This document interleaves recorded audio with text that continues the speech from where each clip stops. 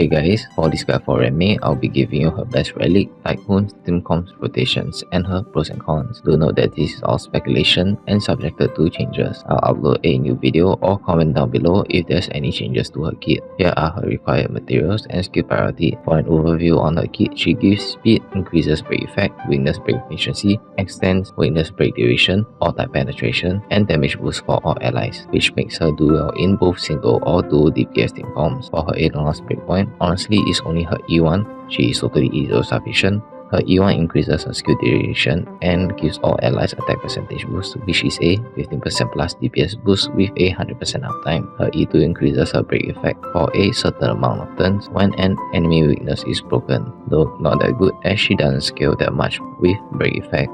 Her E4 increases crit damage inflicted by allies against weakness broken enemies. This gives your team a 15% and below DPS boost due to it not being a 100% uptime. Her E6 increases her ulti duration and requires a huge amount of break effect to increase her ulti buff multiplier, but not a problem with her E2. For her best price to performance ratio, it's only her E1 which makes her more skill point positive instead of skill point neutral, with a DPS boost for your team, which opens up way more space for more team comps. It's either E1 or E6, anything in between does not help much, though it's way better to E6 your DPS instead. How to build Ruan Mei? For her main stat, for the body you want any main stats, but preferably defensive stat, as substat is more important for Ruan Mei. For the boots you want speed only, substat priority, speed to 150, after that focus on as much break effect, and lastly, effect rest. Onto her Relic Set is very straightforward. For Peace Messenger is only her best in slot due to the extra speed boost which allows your team to go 2 turns in one cycle, especially with Ruan Mei getting her ulti up very quickly. Overall, I strictly wouldn't recommend any other set over for Peace Messenger. And now for the Planar Ornament, main set for the rope you want energy regeneration rope only, as break effect out would give too much downtime on Ruan Mei's ulti.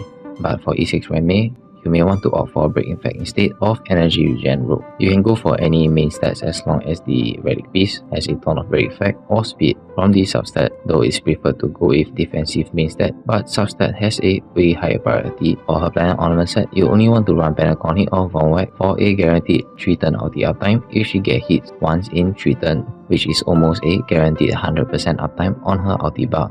You may opt for Fleet of Ageless for the attack percentage bonus or Broken Q, but only if you have either 2 of these like cones. For E6 Ruan Mei, you may opt for Kingdom of Banditry, but it's not recommended, especially when this relic set isn't universal at all, where it's way harder to farm for good substats, and energy regen is still more important. Overall, players should just slap on Penacony or Von Whack if they don't have either of the 2 Lycoons for Fleet of Ageless or Broken Q. Now for Ruan Mei's Lycoon, I'll start from the worst to best. At last place we have Crave the Moon, Taurus, and Planetary Rendezvous. This Lycoon is synergized with Ruan Mei really well and will work better with a dual DPS team comp. Only use Planetary with Ice DPS unit. At third place is Ruan Mei's Signature Lycoon. I speculate that it will instantly regenerate X energy for the wearer at the start of each wave, increases damage dealt for allies by X percentage after the wearer uses a skill, increasing all type penetration for all speed boosted allies by X percentage, and lasts for X turns. This Lycoon gives around 5% DPS boost over Taurus S5 and isn't impressive as the energy gain is at the start of the wave, and her E1 gives way higher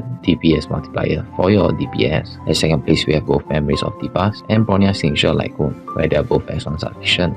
With E0 Ruan Mei, with both Lycoons, you can opt for Fleet of Ageless or Broken Q instead, as she doesn't need the 5% energy regen boost anymore, but will need to get hit once every 3 turns for a 3 turn ultimate uptime, but not a problem as it's pretty much guaranteed. With E1 Ruan Mei, for a 3 turn ulti with a 10 energy loss, you need S2 Memories of the Past and 5% energy regen set piece on both of these Lycoons. With S4, you may opt to run Fleet of Ageless or Broken Q instead. Unfortunately, with E1 Ruan Mei with Bronya's Lycoon at S1, you need to get hit twice, but it's still pretty good. For E6 Ruan Mei, you definitely only want Memories of the Past over any other Lycoon. At first place, we have Dust Dance. It enables your team to go 2 turns in one cycle instantly with the speed boost from a skill. Though one issue with this Lycoon is that if your DPS is running attack boots, this Lycoon will be useless and put this Lycoon at last place. For her team comp rotations, I won't be going too much into it as Ruan Mei is universal, but it's a must for your DPS to have the same element as the enemy boss weakness. If not, she would be useless, where a 4-star Harmony unit would perform better.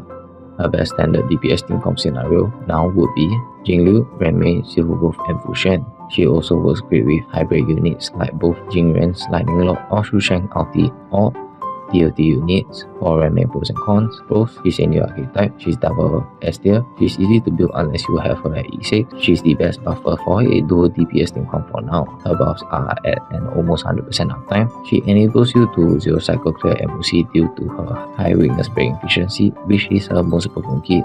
Weakness break gives you higher survivability. She works great with high DPS units which have 134 or 135 speed, which allows them to get even more turns without Bronya. Cons: may get outscaled in future as she's not a triple S tier unit. She's not needed if you have Bronya as she may be equal to her or just slightly better. She's only skill point neutral unless she's E1. Without fast DPS units which can make use of her speed buff, she falls off. Restrictive unit as you have to build your units around her. Without weakness break from your DPS units, she will be pretty useless, whereas a 4-star harmony unit will perform better. Overall, I would say that she's a unit with high risk and high reward, so she will good for Ruan Mei. If you have Bronya, no. If you're into dual DPS team comps or a wheel which has a ton of limited 5-star units and like to keep changing out your roster, yes. And that's it for this guide.